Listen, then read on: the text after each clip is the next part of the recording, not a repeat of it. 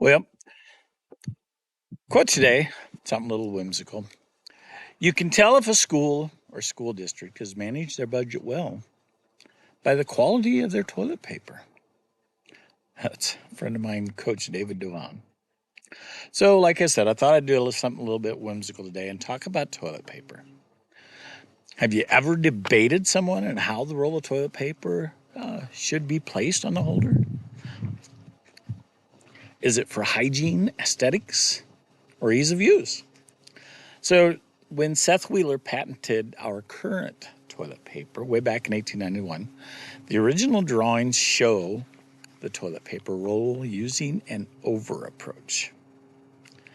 But before we get a little more into that and delve into that more, into that debate, what used to be used for toilet paper before our modern day necessity?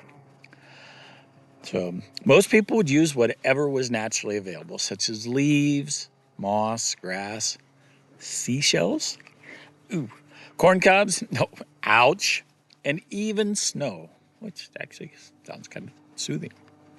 Ancient sailors would use a piece of toilet or a piece of rope, tied to the seat. And after doing their business, they would wipe and then throw the rope back into the hole, which was open to the ocean, and the ocean, the waves, the movement of the ship would actually clean the rope. Kind of ingenious. Romans used to use what was called as Tersorium. So it was a sea sponge stuck on the end of a stick that was kept in either a bucket of salt water or vinegar. The Sears catalog was a favorite in rural America way back in the day.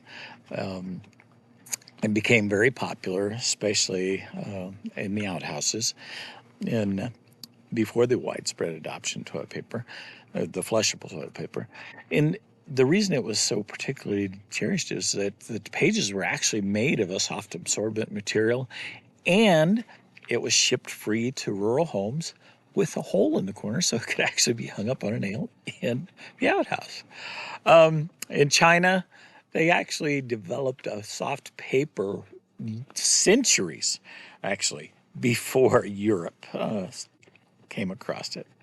So, and speaking of Europe, I found that most Europe does not use toilet paper.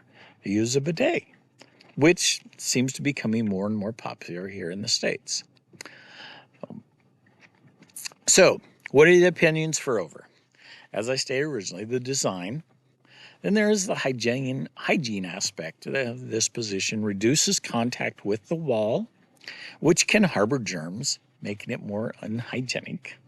Making it more hygienic. Sorry. Some say the ease of use, the paper is easier to grab and tear off when it hangs over the roll.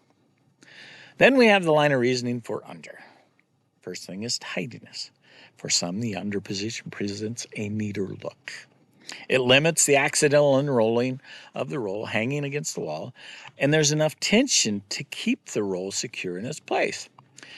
Also, it makes it a little bit more difficult in unrolling, which leads to a more economical usage.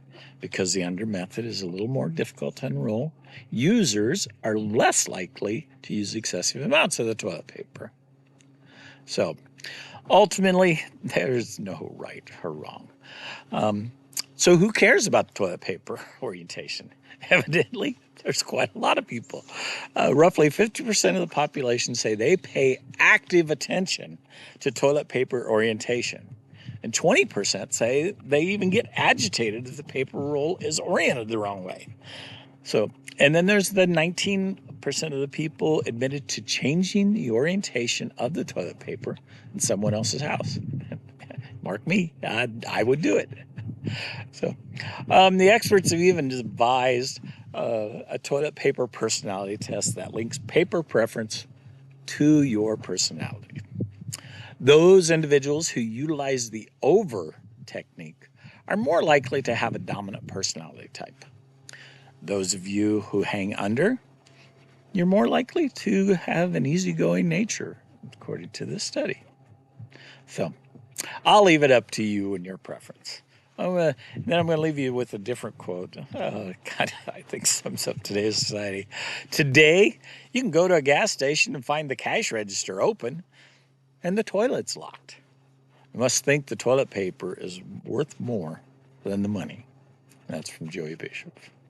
So, as always, I love you. Hugs and prayers.